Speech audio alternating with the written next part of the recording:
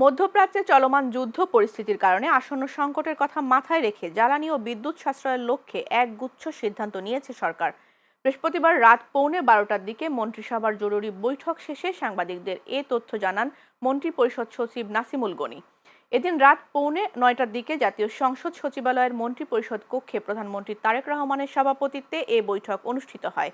বৈঠক শেষে মন্ত্রিপরিষদ সচিব বলেন, আগামী রোববার থেকে সরকারের নতুন সিদ্ধান্ত অনুযায়ী অফিস সময় 1 ঘন্টা কমিয়ে 7 ঘন্টা নির্ধারণ করা হয়েছে। ঘোষিত নতুন সময়সূচি অনুযায়ী সরকারি বেসরকারি সব অফিস সকাল 9টা থেকে বিকেল 4টা পর্যন্ত চলবে।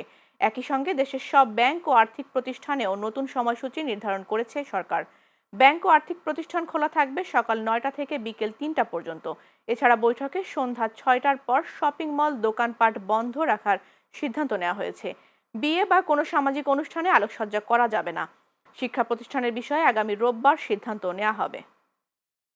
বাণিজ্যিক অফিসগুলো আমরা কমিয়ে নিয়ে আসতেছি 1 ঘন্টা করে, 9টার থেকে 4টা পর্যন্ত অফিস চলবে, সকল অফিস।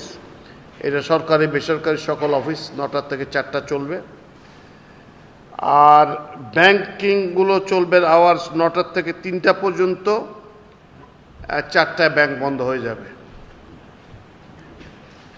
শিক্ষার বিষয়ে শিক্ষা মন্ত্রণালয়ে যে বিভিন্ন জায়গায় যে চাহিদা আছে বিভিন্ন পর্যায়ে, সেটা বিবেচনা করে নিয়ে রোববার থেকেই কিছু আলাদা নির্দেশনা দেওয়া শুরু করবেন ইনশাআল্লাহ।